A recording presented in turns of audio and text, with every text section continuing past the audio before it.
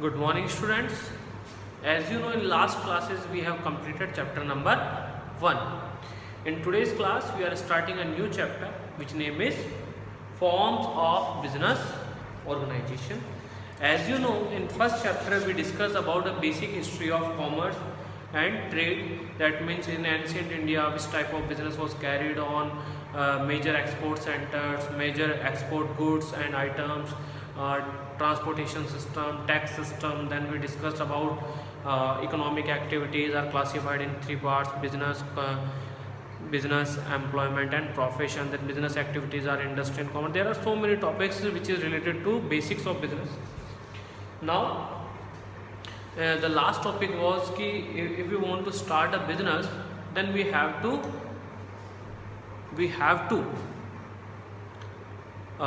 keep in mind some elements or factors which are related to business, like what, like capital, location, line of product. Now there is a point which is related to ownership of business. So second chapter is based on that, means कि business की ownership कितने लोगों के पास होगी, आप किसी के साथ शेयर करना चाहते हैं, नहीं करना चाहते हैं, आपकी लीगल ऑर्गेनाइजेशन होगी या नहीं होगी, क्या क्या लीगल फॉर्मेलिटीज़ होती है किस तरह की ऑर्गेनाइजेशन में, अगर हम स्मॉल साइज स्टार्ट करना चाहते हैं तो क्या बेस्ट होगा. So there are many forms of business organisation which are discussed in chapter number 2. That means the chapter number 2 is forms of business organisation.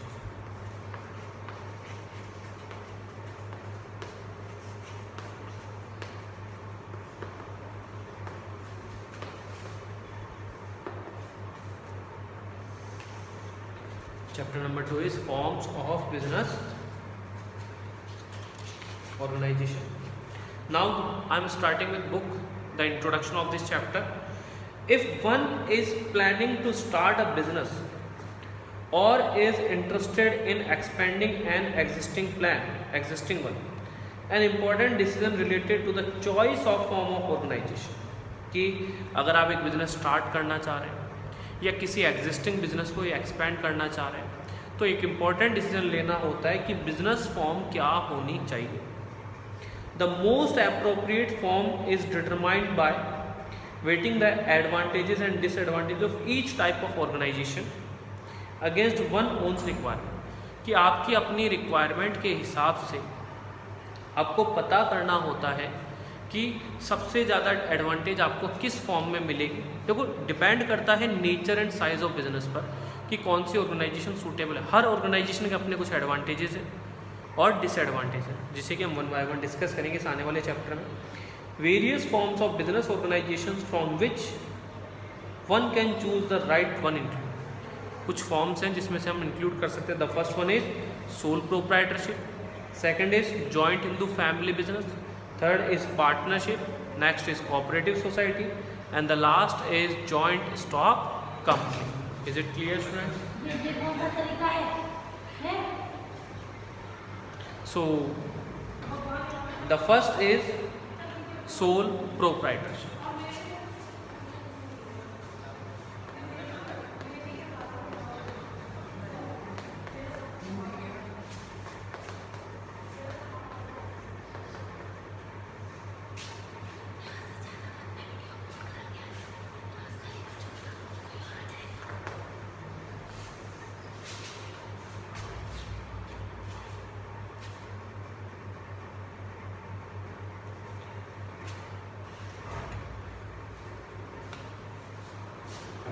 ठीक है, sole proprietorship. Sole proprietorship means, देखो एक सिंपल है. Sole means अकेले, proprietor mean a person who want to start a business और who starts a business. That means if there is a single person who introduce capital in the business is called sole proprietorship. It simply means कि एक ऐसा business जहाँ एक अकेला इंसान capital लगाएगा. Simple words में कहें, a person who is investing in capital is called as owner.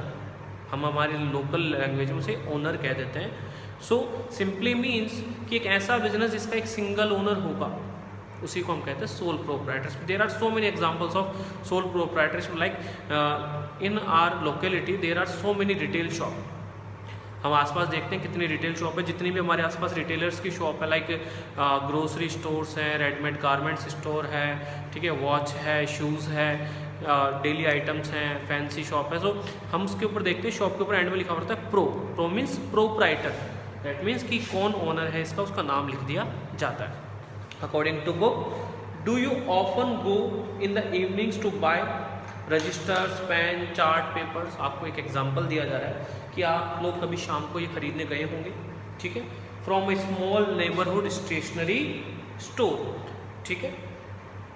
Well, in all probability in the course of your transaction you have interacted with a sole proprietor, कि आपने इन सब transaction के बीच में एक person से deal किया हुआ जो कि कैश कलेक्शन का भी काम करेगा, कुछ देने का भी काम करेगा, बेचने का भी काम करेगा। Sole proprietor is popular form of business organisation and is the most suitable form from small business. एक स्मॉल बिजनेस की सबसे सूटेबल, बेस्ट और सबसे पॉपुलर चलने वाला ये फॉर्म है जिसे हमने कहा sole proprietorship.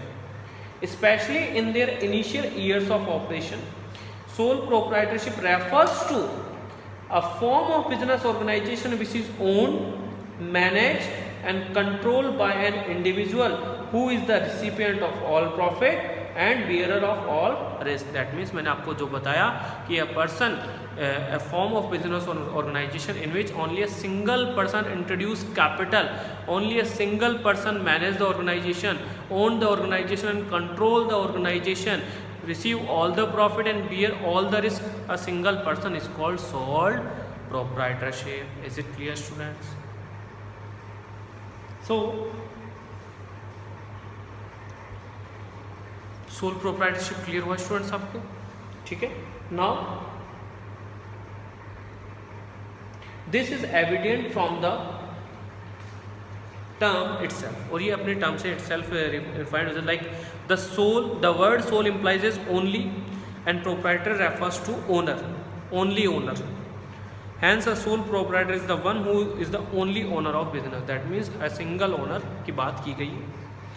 The form of business is particularly common in areas of personalized services such as beauty parlors, hair salons, small scale activities like running a retail shop in a locality. As I have given examples, मैंने आपको इससे पहले example दे दिए हैं book से पहले कि हमारे आसपास की लोकेलिटी में जो रिटेल स्टोर्स होते हैं मोस्टली सोल प्रोप्राइटरशिप के एग्जांपल्स हैं, ठीक है। Now we are discussing features of sole proprietorship.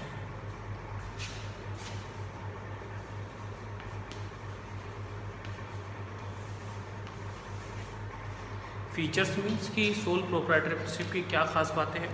First, formation and closure. ध्यान से समझना students, as there is no legal requirement, as there is low legal regulations, बहुत कम लीगल रेगुलेशंस, या नॉमिनल कह सकते हैं या ना के बराबर कह सकते हैं कि कोई लीगल रेगुलेशंस नहीं होती है।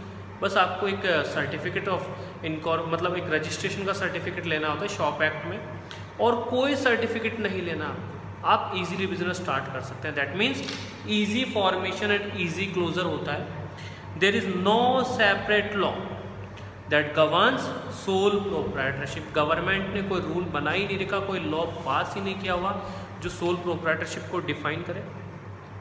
Hardly any legal formalities are required to start a sole proprietorship business. बहुत कम, मतलब क्या ना के बराबर है या नहीं है, बट एक बेसिक शॉप एक्ट का रजिस्ट्रेशन लेना होता है, उसके अलावा कुछ नहीं है, तो इसलिए ना के बराबर ही कहा है इन्होंने।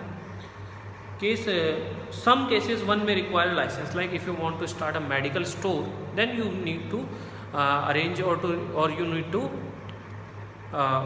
Take a licence.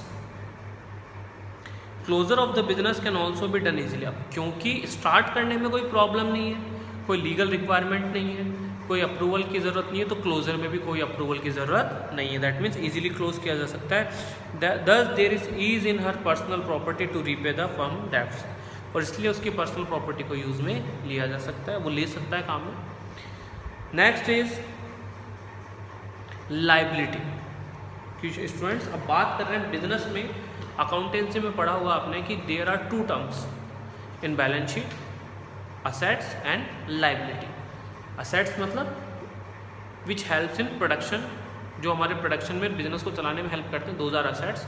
And liability means responsibility, burden to pay an outsider, कि आउटसाइडर को जो हमें पे करना है, जो हमारा बर्डन है, उसी को हमने कहा लाइबिलिटी, उत्तरदायित्व हमें कहते हैं, दायित्व कहते हैं इसको।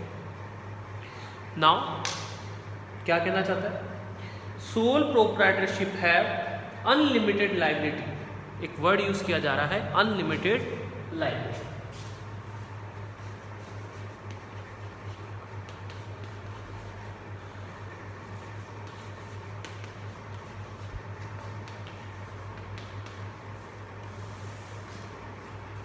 It simply means the liability of sole proprietor is unlimited. This implies that the owner is personally liable, responsible for payment of debt in case the assets of the business are not, in case the assets of business are not sufficient to meet all the debts. Now ज़रूरी नहीं है कि business में हमेशा profit ही हो, हमने जो सोचा वैसा ही चलता है। इनकेस अगर लॉस हो जाता है या इनकेस आपके बिजनेस के डेब्ट्स ज़्यादा हो जाते हैं, तो सबसे पहला सोर्स ये है कि बिजनेस की असेट्स को बेचा जाए या बिजनेस में फंड है उसको यूज़ किया जाए और उसको पूरा किया जाए, क्योंकि आउटसाइडर कभी पैसे छोड़ेगा ही। But in case if the business is not capable to pay all the डेब्ट, कभी कभी हो जाता है लाइक 10 लाख की असेट है, 15 लाख के हमने लोन वगैरह सब कुछ मिला के इन्वेस्टमेंट किया हुआ है, देन 5 लाख जो एडिशनल है ये भी तो पे करना पड़ेगा। तो in this case personal property of owner can be used, shall be attach कर दी जाएगी, यूज की जा सकती है टू फुलफिल द लाइबिलिटी और टू पे द डेब्ट। इसी को हम कहते हैं अनलिमिटेड लाइबिलिटी, कि लाइबिलिटी केवल बिजनेस तक ही नहीं, आपकी पर्सनल असेट्स तक भी चली जाती है और तब तक जाएगी जब तक कि डेब्ट्स पूरे नहीं हो जाएं। इसी को हम कहते हैं unlimited liability. Now the question is कि अगर पर्सनल असेट्स को बेचने के बाद भी पूरी नहीं होगी तो क्या, he will be declared as insolvent. आप लोगों ने सुना होगा, एक रूटीन वर्ड में एक सुना होगा जिसे हम कहते हैं दिवालिया घोषित कर देना, तो दिवालिया इसी को कहा जाता है। Is it clear students? कोई डाउट है आप लोगों को इसमें? मेरे हिसाब से होना नहीं चाहिए। Is it clear? एक एग्जांपल दे रखा है, आप गो थ्रू कीजिए, कोई डाउट आप क्लियर कर सकते हैं। Next is sole risk bearer and profit recipient. As we discussed in the first feature और introduction, there is single person who invest capital, who own business, who manage and control the business, single owner, that means he have to bear all the risk by oneself। अकेले को ही वो सारे risk beer करनी होगी। अब simple सी बात है, जब रिस्क अकेला बियर करेगा तो सारे के सारे प्रॉफिट भी उसे ही बियर मिलेंगे। Next is control. As there is single person so he can easily control the organization. Single control करेगा, दैट मीन्स फास्ट डिसीजंस आ सकते हैं। The next is no separate entity, की अलग से कोई एंटिटी नहीं होती है, कोई लीगल एंटिटी की हम बात कर रहे हैं कि हाँ अलग एंटिटी नहीं होगी, ठीक है, क्योंकि बिजनेस और ओनर ने कोई अलग से कॉन्ट्रैक्ट नहीं किया, कोई रजिस्ट्रेशन, कोई लीगल फॉर्मेलिटीज़ नहीं है, गवर्नमेंट ने एक लीगल एंटिटी नहीं माना, इस वजह से कोई अलग से एंटिटी नहीं है। दैट मीन्स सोल प्रोप्राइटरशिप के साथ ही बिजनेस की लाइफ जुड़ी हुई होगी। जब तक सोल प्रोप्राइटर चला रहा है तब तक चलते रहिए, ठीक है। Next is lack of business continuity. ध्यान से समझना, जैसा कि मैंने कहा सिंगल ओनर है, तो अगर इनकेस अगर उसकी डेथ हो जाती है, वो इनकैपेबल हो जाता है, ठीक है, तो ऐसे केस में बिजनेस जो है वो भी बंद हो जाएगा। ध्यान समझना, नेक्स्ट जनरेशन आएगी, then he will be the next sole proprietor, he will be the next sole proprietor. फिलहाल ये जो सोल प्रोप्राइटरशिप है इसका यही एंड हो जाएगा, इसीलिए लॉन्ग टर्म सर्वाइवल के लिए सोल प्रोप्राइटरशिप बेस्ट नहीं होती है। Is it clear students?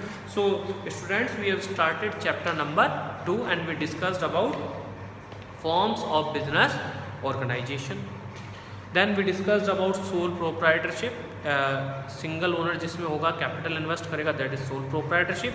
Then we discuss some features of sole proprietorship. In next class we will discuss about its advantages and disadvantages. Is it clear? So if you have got any doubt related to this topic, you can ask through WhatsApp. Thank you, students.